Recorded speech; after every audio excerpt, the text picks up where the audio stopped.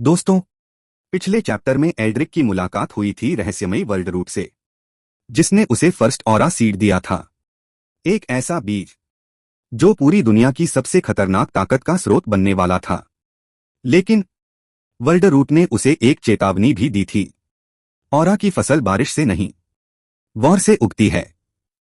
अब सबसे बड़ा सवाल यही था, क्या ये सच था या फिर ये भी सिर्फ एक और टेस्ट की शुरुआत थी। जैसे ही एल्ड्रिक उस ऑरा सीड को स्वीकार करता है, पूरा सफेद संसार अचानक गायब होने लगता है। उसकी आंखों के सामने सब कुछ धुंधला पड़ जाता है। एक जबरदस्त ताकत उसे पीछे की तरफ खींचने लगती है और अगले ही पल वो फिर से उसी प्राचीन पत्थर के गेट के बाहर खड़ा था। पूरा जंगल बिल्कुल शांत था, मानो यहां कभी कुछ हुआ ही न हो। अगर किसी बात का सबूत बचा था तो सिर्फ उसकी हथेली में रखा वो छोटा सा सुनहरा बीज। एल्ड्रिक अपनी मुट्ठी बंद कर लेता है और वर्ल्ड रूट की बात याद करता है। ऑरा की फसल वॉर से सींची जाती है। वो चारों तरफ नजर दौड़ाता है। न कोई दुश्मन, न कोई लड़ाई, न कोई आर्मी, न कोई किंगडम, कुछ भी नहीं। एल्ड्रिक धीरे से खुद से कहता है, सबसे पहले मुझे जिंदा रहना होगा। इसके बाद वो उस पुराने खंडहर की तलाशी लेना शुरू करता है। टूटे हुए खंभे, गिरी हुई दीवारें, सड़े हुए लकड़ी के बक्से, सब कुछ सैकड़ों साल पहले ही बर्बाद हो चुका था। लेकिन तभी उसे एक ऐसी चीज मिलती है जो इस वक्त किसी खजाने से कम नहीं थी। एक टूटी हुई दीवार के पीछे एक जंग लगी हुई लोहे की तलवार। उसकी धार पूरी तरह कुंद हो चुकी थी, हथथा भी आधा टूटा हुआ था, लेकिन खाली हाथ रहने से तो बेहतर थी। एल्ड्रिक बिना सोचे उसे उठा लेता है। कम से कम अब उसके पास अपनी जान बचाने के लिए एक वेपन तो था। लेकिन अचानक झाड़ियों के पीछे से एक डरावनी गुर्राहट सुनाई देती है। घर्रर। एल्ड्रिक तुरंत पीछे मुड़कर देखता है। झाड़ियों के अंदर से धीरे धीरे 3 विशाल भेड़िए बाहर निकलते हैं। उनकी आंखें लाल रंग में चमक रही थीं और उनका शरीर साधारण भेड़ियों से लगभग 2 गुना बड़ा था। ये थे आयरन फैंग वुल्व्स, ऐसे मैजिकल बीस्ट्स जो अकेले ज्यादा खतरनाक नहीं माने जाते, लेकिन अगर झुंड में हमला करें तो मौत बन जाते हैं। सबसे बड़ा भेड़िया अपने नुकीले दांत दिखाते हुए सीधे एल्ड्रिक को घूरने लगता है। उसने फैसला कर लिया था, आज का शिकार यही इंसान होगा। लेकिन एल्ड्रिक डरता नहीं। वो अपनी जंग लगी तलवार उठाता है और हल्की मुस्कान के साथ कहता है, अगर ताकत वॉर से मिलती है तो शुरुआत तुम लोगों से ही सही। अगले ही पल तीनों भेड़िए एक साथ हमला कर देते हैं। पहला भेड़िया सीधे उसकी गर्दन की तरफ झपटता है। एल्ड्रिक बिजली की तरह एक तरफ हट जाता है। उसके पंजे बस बाल भर की दूरी से उसकी गर्दन को छूने से चूक जाते हैं। एल्ड्रिक बिना एक सेकंड गवाए अपनी तलवार घुमा देता है। छन्नाक तलवार भेड़िए के कंधे पर लगती है, लेकिन तलवार इतनी कुंद थी कि उसे मार नहीं पाती। इसी बीच दूसरा भेड़िया उसके बाएं हाथ पर काटने के लिए झपटता है। एल्ड्रिक पूरी ताकत से उसकी नाक पर मुक्का मार देता है। धड़ाम। भेड़िया पीछे जा गिरता है, लेकिन उसके अपने हाथ में भी भयानक दर्द होने लगता है। एल्ड्रिक तुरंत समझ जाता है कि कमजोर मैजिकल बीस्ट्स भी साधारण जानवरों से कई गुना ज्यादा ताकतवर होते हैं। तभी झुंड का लीडर हमला करता है, इतनी तेज रफ्तार से कि एल्ड्रिक को संभलने तक का मौका नहीं मिलता। उसके जबड़े सीधे एल्ड्रिक के चेहरे की तरफ बढ़ते हैं। एल्ड्रिक तुरंत जमीन पर गिर जाता है। भेड़िया उसके ऊपर से निकल जाता है और उसी पल एल्ड्रिक पास पड़ा एक बड़ा पत्थर उठाता है और पूरी ताकत से सीधा उसकी आंख पर दे मारता है। भेड़िया दर्द से जोर से चीख उठता है। बस यही मौका था। एल्ड्रिक दोनों हाथों से तलवार पकड़ता है और पूरी ताकत से उसे नीचे से ऊपर की तरफ घोंप देता है। छपाक, तलवार सीधे उसके जबड़े के नीचे घुस जाती है। कुछ सेकंड तड़पने के बाद वो भेड़िया वहीं मर जाता है। बाकी दोनों भेड़िए एक पल के लिए रुक जाते हैं, लेकिन अगले ही पल उनका डर गुस्से में बदल जाता है और दोनों एक साथ फिर हमला कर देते हैं। एल्ड्रिक मुस्कुराता है और कहता है, आ जाओ, मैं पहले ही एक बार मर चुका हूं। अब दो जानवर पूरे किंगडम से ज्यादा खतरनाक नहीं हो सकते। इसके बाद एक बेहद खूनी लड़ाई शुरू होती है। भेड़ियों के पंजे उसके कपड़े चीर देते हैं। उनके दांत उसके कंधे में गहरे धंस जाते हैं। उसके पूरे शरीर से खून बहने लगता है, लेकिन उसे जितनी चोट लगती वो हर चोट का जवाब एक और वार से देता। कई मिनटों की भयानक लड़ाई के बाद आखिरकार तीसरा भेड़िया भी जमीन पर गिर जाता है और पूरा जंगल फिर से शांत हो जाता है। एल्ड्रिक वहीं खड़ा तेज तेज सांस ले रहा था। उसका पूरा शरीर दर्द से भर चुका था। उसके हाथों से लगातार खून टपक रहा था, लेकिन उसके चेहरे पर मुस्कान थी। वो धीरे से कहता है, मैं जीत गया। ये जीत इसलिए खास नहीं थी क्योंकि उसने 3 भेड़ियों को मार दिया। ये इसलिए खास थी क्योंकि ये उसकी नई जिंदगी की पहली जीत थी। लेकिन असली चमत्कार तो अब शुरू होता है। तीनों मरे हुए भेड़ियों के शरीर से हल्की सुनहरी ऑरा बाहर निकलने लगती है। वो सारी ऊर्जा हवा में तैरती हुई सीधे एल्ड्रिक के हाथ में रखे ऑरा सीड के अंदर समा जाती है और अगले ही पल उस छोटे से बीज से एक नन्हा सा हरा अंकुर बाहर निकल आता है। एल्ड्रिक हैरानी से उसे देखता रह जाता है और धीरे से कहता है, ये सचमुच बढ़ गया। वर्ल्ड रूट ने झूठ नहीं कहा था। वॉर सचमुच उस बीज को ग्रो कर रही थी। कुछ ही पल बाद उस छोटे से पौधे पर एक नया पत्ता निकलता है और उसके नीचे अंगूठे जितना छोटा सुनहरे रंग का एक फल उग आता है। उस छोटे से फल से शुद्ध ऑरा बाहर निकल रही थी। तभी एल्ड्रिक के दिमाग में एक आवाज गूंजती है, first harvest complete, lesser aura fruit 1। इसे खाने से तुम्हारी ऑरा हमेशा के लिए बढ़ जाएगी। एल्ड्रिक उस फल को देखता है, फिर मरे हुए भेड़ियों की तरफ देखता है और आखिरकार उसे वर्ल्ड रूट की बात पूरी तरह समझ में आ जाती है। वो धीरे से कहता है, सिर्फ दुश्मनों को मारना काफी नहीं है, ऑरा की फसल काटनी भी पड़ती है। उसके चेहरे पर एक नई मुस्कान दिखाई देती है। अब उसमें न दुख था, न गुस्सा, बल्कि एक ठंडी, सोची समझी और बेहद खतरनाक मुस्कान। वो खुद से कहता है, किंगडम ने मुझसे सब कुछ छीन लिया, लेकिन उन्हें यह एहसास भी नहीं हुआ कि उन्होंने मुझे उससे कहीं ज्यादा खतरनाक चीज दे दी।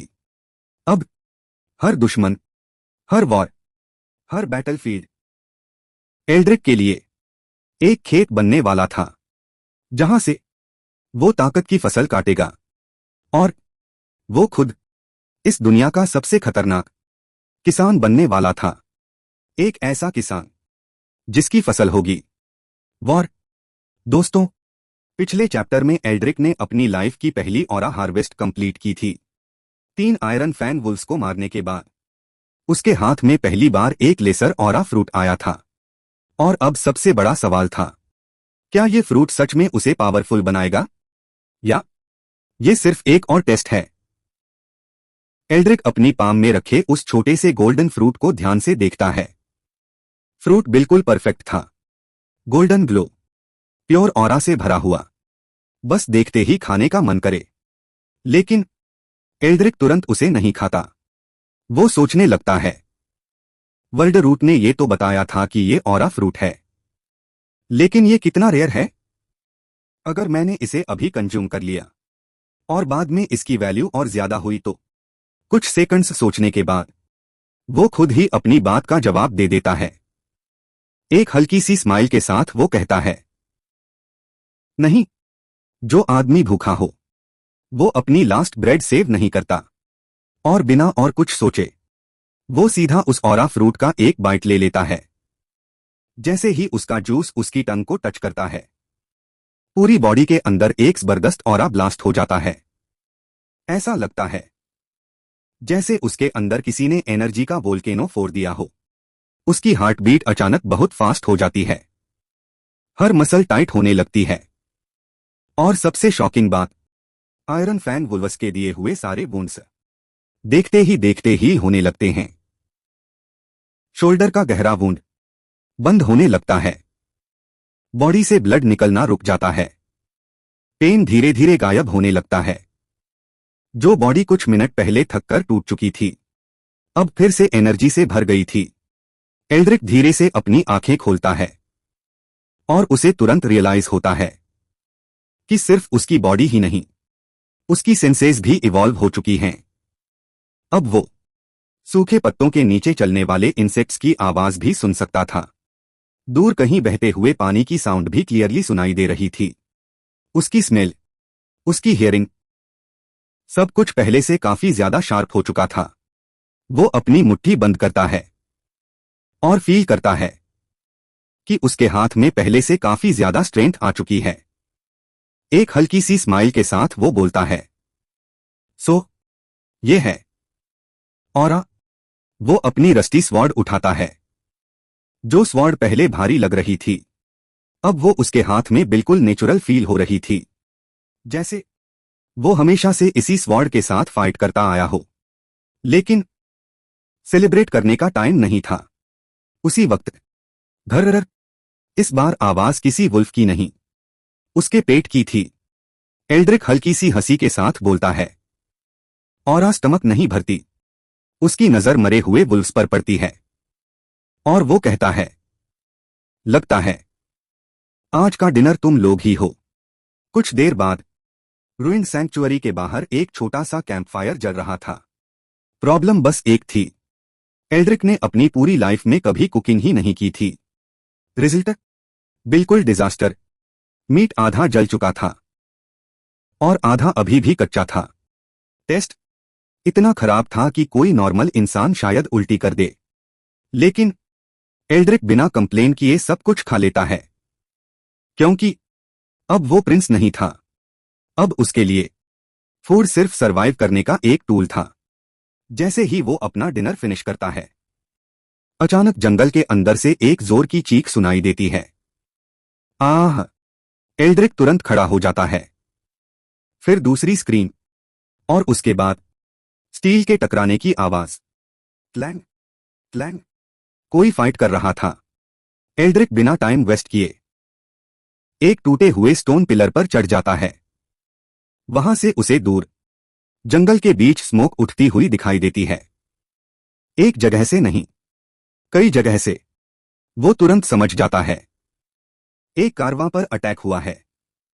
वो बिना आवाज किए पेड़ों के बीच से उस डायरेक्शन में बढ़ने लगता है। जितना वो पास पहुंचता है उतना ही सीन क्लियर होता जाता है। लगभग 20 बैंडिट्स 5 मर्चेंट वैगन्स को चारों तरफ से घेर चुके थे। रोड पर कई गार्ड्स की डेड बॉडीज पड़ी थीं। जो मर्चेंट्स अभी जिंदा थे वो हंटिंग स्पीयर्स लेकर किसी तरह अपनी जान बचाने की कोशिश कर रहे थे, लेकिन वो फाइट हार चुके थे। एक मर्चेंट घुटनों पर गिरकर चिल्लाता है, प्लीज, हम तुम्हें सब कुछ दे देंगे। लेकिन बैंडिट लीडर जोर से हंस पड़ता है और बोलता है, अब बहुत लेट हो चुका है। कोई विटनेस जिंदा नहीं बचेगा, सबको मार दो। एल्ड्रिक अपनी रस्टी स्वॉर्ड को और कसकर पकड़ लेता है। उसके पास 2 चॉइसेस थीं। पहली, सीधा यहां से चला जाए, ये उसकी प्रॉब्लम नहीं थी। दूसरी, अपनी जान रिस्क में डालकर इन अननोन लोगों की हेल्प करे। रिवॉर्ड की भी कोई गारंटी नहीं थी। एल्ड्रिक मुड़कर वापस जाने ही वाला था कि अचानक उसकी नजर एक वैगन पर पड़ती है और उसके अंदर जो था उसे देखकर उसकी आंखों में चमक आ जाती है। उस वैगन में axes, shovels, saws, ropes, wood cutting tools और सेटलमेंट बनाने के लिए जरूरी हर तरह का इक्विपमेंट था। एल्ड्रिक कुछ सेकंड्स तक उस वैगन को देखता रहता है। फिर उसके फेस पर एक कोल्ड स्माइल आ जाती है। वो धीरे से बोलता है, मर्चेंट्स मेरे लिए इंपॉर्टेंट नहीं हैं, लेकिन ये सप्लाईज बहुत यूजफुल हैं। अगर बैंडिट्स जीत गए तो ये सारा इक्विपमेंट उनके साथ चला जाएगा, लेकिन अगर एल्ड्रिक जीत गया तो ये सब उसका होगा। वो अपनी स्वॉर्ड सीधी करता है और स्माइल करते हुए बोलता है, अब ये फाइट वर्थ इट है। अगले ही सेकंड वो बिना किसी वार्निंग के नीचे जंप करता है। पहला बैंडिट उसे देख भी नहीं पाता। स्लैश।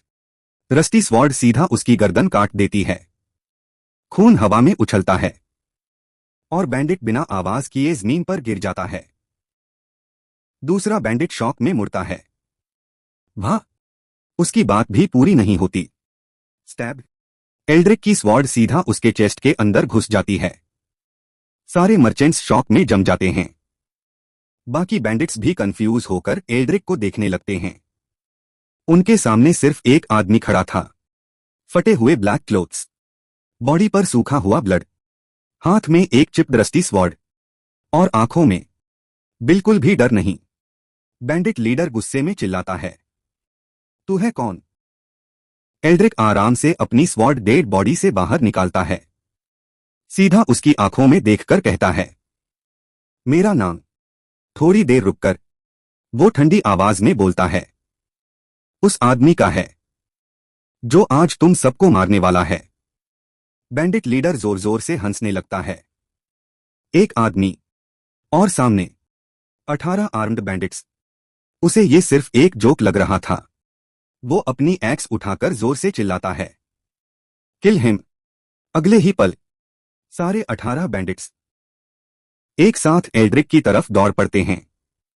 लेकिन एल्ड्रिक के चेहरे पर सिर्फ एक स्माइल थी। ना डर, ना घबराहट, सिर्फ एक्साइटमेंट। वो धीरे से अपने आप से कहता है, परफेक्ट, एक और हार्वेस्ट मेरा वेट कर रही है। और इसी के साथ एल्ड्रिक की पहली बड़ी ह्यूमन बैटल शुरू होने वाली थी। दोस्तों, पिछले चैप्टर के एंड में एल्ड्रिक ने सिर्फ 2 बैंडिट्स को कुछ ही सेकंड्स में मार दिया था और अब उसके सामने खड़े थे 18 आर्म्ड बैंडिट्स। किसी के पास स्वॉर्ड थी, किसी के पास एक्स, किसी के पास स्पीयर और पीछे खड़े थे आर्चर्स। और इन सबके सामने सिर्फ एक आदमी, एक चिप्ड रस्टी स्वॉर्ड के साथ। नॉर्मली ये फाइट इम्पॉसिबल थी, लेकिन बैंडिट्स को अभी तक पता ही नहीं था कि वो एक नॉर्मल इंसान से नहीं, एक ऐसे मॉन्स्टर से लड़ने वाले हैं जिसकी स्ट्रेंथ हर बैटल के साथ बढ़ती जा रही थी। बैंडिट लीडर जोर जोर से हंसने लगता है और चिल्लाता है, इसे इतनी जल्दी मत मारना, पहले पता तो करो इस बेवकूफ को किसने भेजा है। बाकी सारे बैंडिट्स भी हंसने लगते हैं। उनके लिए एल्ड्रिक पहले से ही डेड था, लेकिन एल्ड्रिक के फेस पर न गुस्सा था, न पैनिक, सिर्फ एक चीज थी, कैलकुलेशन। वो हर एनिमी की मूवमेंट ऑब्जर्व कर रहा था, हर अटैक, हर ओपनिंग, सब कुछ। सबसे पहले 3 बैंडिट्स एक साथ उसकी तरफ दौड़ते हैं और वही उनकी सबसे बड़ी मिस्टेक थी। सबसे आगे स्पीयरमैन था। उसने सीधा एल्ड्रिक के चेस्ट की तरफ स्पीयर घुसा दिया, लेकिन एल्ड्रिक लास्ट मोमेंट पर साइड स्टेप कर लेता है। स्पीयर बस उसके शोल्डर को स्क्रैच करता हुआ निकल जाता है। उसी सेकंड एल्ड्रिक अपने लेफ्ट हैंड से स्पीयर को पकड़ लेता है और पूरी फोर्स से बैंडिट को अपनी तरफ खींच लेता है। बैंडिट कुछ समझ भी नहीं पाता कि स्लैश। रस्टी स्वॉर्ड सीधा उसकी नेक काट देती है। खून हवा में उछल जाता है और वो वहीं मर जाता है। उसके पीछे खड़ा स्वॉर्ड्समैन तुरंत हॉरिजॉन्टल अटैक करता है, लेकिन एल्ड्रिक झुक जाता है। स्वॉर्ड उसके सिर के ऊपर से निकल जाती है और उसी मोमेंट एल्ड्रिक एक डेंजरस ट्रिक यूज करता है। वो मरे हुए स्पीयरमैन की बॉडी को शील्ड की तरह अपने सामने कर देता है। प्लान। स्वॉर्ड्समैन का अटैक अपने ही साथी की बॉडी पर लग जाता है। स्वॉर्ड्समैन 1 सेकंड के लिए कंफ्यूज हो जाता है और बस उतना ही टाइम काफी था। एल्ड्रिक डेड बॉडी को उसकी तरफ धक्का देता है। दोनों बैंडिट्स बैलेंस लूज कर देते हैं। एल्ड्रिक तुरंत उनके पास पहुंचता है। एक ही थ्रस्ट और स्वॉर्ड सीधा स्वॉर्ड्समैन के चेस्ट के आर पार निकल जाती है। दूसरा बैंडिट भी वहीं गिर जाता है। 2 किल्स कुछ ही सेकंड्स में। अब तीसरा बैंडिट एक्स लेकर चिल्लाता हुआ अटैक करता है। मर जा। लेकिन इस बार एल्ड्रिक पीछे नहीं हटता। वो सीधा उसके अंदर घुस जाता है। उसका शोल्डर बैंडिट के चेस्ट से टकराता है। बैंग। बैंडिट का बैलेंस बिगड़ जाता है। एल्ड्रिक उसकी रिस्ट पकड़ता है और जोर से ट्विस्ट करता है। क्रैक। उसका हाथ उल्टा मुड़ जाता है। बैंडिट दर्द से चीखने लगता है। एल्ड्रिक उसके हाथ से एक्स छीन लेता है और बिना 1 सेकंड वेस्ट किए सीधा उसके सिर में दे मारता है। क्रंच। तीसरा बैंडिट भी खत्म। अब पहली बार सारे बैंडिट्स के चेहरे से हंसी गायब हो चुकी थी।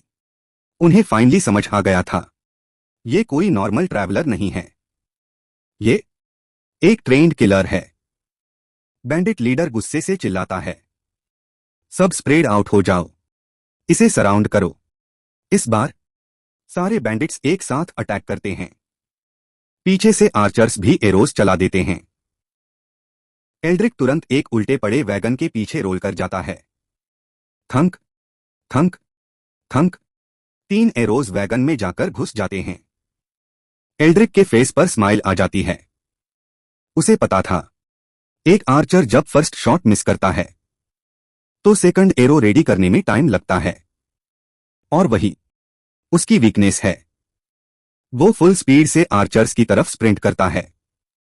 पहला आर्चर घबराकर दूसरा एरो निकालता है, लेकिन बहुत लेट। स्लैश।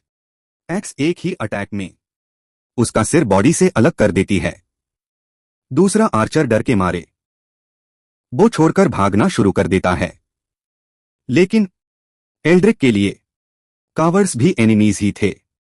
वो एक्स को पूरी फोर्स से थ्रो करता है। भूश। एक्स सीधा उस बैंडिट की बैक में जाकर लगती है और वो मुंह के बल गिरकर मर जाता है। अब टोटल 5 बैंडिट्स मर चुके थे। बैंडिट लीडर का फेस गुस्से से लाल हो जाता है। वो चिल्लाता है, तुम लोग कर क्या रहे हो? ये सिर्फ एक आदमी है। लेकिन बाकी के बैंडिट्स अब हेजिटेट करने लगते हैं, और बैटल में 1 सेकंड की हेजिटेशन मौत के बराबर होती है। एल्ड्रिक उन्हें रीग्रुप होने का चांस ही नहीं देता। वो खुद उनकी तरफ चार्ज कर देता है। अब पूरी रोड एक बैटलफील्ड बन चुकी थी। तलवारें टकरा रही थीं, खून उड़ रहा था, हर तरफ चीखें गूंज रही थीं। एक बैंडिट डैगर लेकर अटैक करता है। एल्ड्रिक उसकी रिस्ट तोड़ देता है, उसका डैगर छीन लेता है और सीधा उसकी आई में घुसा देता है। दूसरा बैंडिट हैमर लेकर अटैक करता है। एल्ड्रिक साइड स्टेप करता है। हैमर गलती से उसके ही साथी के घुटने पर लग जाता है। दोनों संभलते उससे पहले ही एल्ड्रिक की स्वॉर्ड दोनों को एक साथ खत्म कर देती है। एक के बाद एक बैंडिट्स गिरते जाते हैं। 7, 8, 9, 10 और फिर और भी। अब सिचुएशन पूरी तरह बदल चुकी थी। पहले बैंडिट्स फाइट कर रहे थे, अब वो सिर्फ सरवाइव करने की कोशिश कर रहे थे। तभी बैंडिट लीडर को फाइनली समझ आ जाता है। उसके मुंह से निकलता है, ये मॉन्स्टर है, और वो जोर से चिल्लाता है, रिट्रीट। बचे हुए कुछ बैंडिट्स सीधा जंगल की तरफ भागना शुरू कर देते हैं। एल्ड्रिक उन्हें भागते हुए देखता है और एक कोल्ड स्माइल के साथ बोलता है, अगर एक भी बच गया तो कल और ज्यादा बैंडिट्स लेकर वापस आएगा। मुझे फ्यूचर प्रॉब्लम्स पसंद नहीं। वो जमीन पर पड़ी एक स्पीयर उठाता है, डीप ब्रीथ लेता है और पूरी ताकत से थ्रो करता है। भूश। स्पीयर सीधा भागते हुए बैंडिट की बैक के आर पार निकल जाती है। वो वहीं गिरकर मर जाता है। बाकी सब और तेज भागने लगते हैं, लेकिन अब बहुत देर हो चुकी थी। एल्ड्रिक उनके पीछे जंगल के अंदर घुस जाता है। कुछ ही देर बाद जंगल के अंदर से एक एक करके चीखों की आवाज आती है। फिर सब कुछ शांत हो जाता है। कुछ मिनट बाद एल्ड्रिक वापस रोड पर आता है। उसकी स्वॉर्ड से अभी भी खून टपक रहा था। रोड 18 बैंडिट्स की डेड बॉडीज से भरी हुई थी। एक भी जिंदा नहीं बचा था। जो मर्चेंट्स बच गए थे वो बस एल्ड्रिक को देखते रह जाते हैं। ना कोई थैंक यू बोलता है, ना कोई उसके पास आता है, क्योंकि उन्होंने एक हीरो नहीं देखा था। उन्होंने अपनी आंखों से एक ऐसा इंसान देखा था जिसने 18 आर्म्ड बैंडिट्स को अकेले ही मार दिया था, और उसके चेहरे पर एक पल के लिए भी मर्सी नहीं थी। लेकिन असली रिवॉर्ड अब मिलने वाला था। हर डेड बैंडिट की बॉडी से गोल्डन ऑरा बाहर निकलने लगती है। इस बार सिर्फ एक या दो नहीं, डजन्स ऑफ ऑरा स्ट्रीम्स, सब की सब सीधा एल्ड्रिक के राइट हैंड की तरफ उड़ने लगती हैं। इनविजिबल ऑरा सीड उन सबको एब्जॉर्ब कर लेता है और उस पर लगा छोटा सा प्लांट हिलने लगता है। उसमें एक सेकंड लीफ उग आता है और उसके नीचे एक और गोल्डन ऑरा फ्रूट ग्रो हो जाता है। एल्ड्रिक बैटलफील्ड की तरफ देखता है। डेड बॉडीज, ऑरा सीड और नए फ्रूट को। फिर उसके फेस पर एक डेंजरस स्माइल आ जाती है।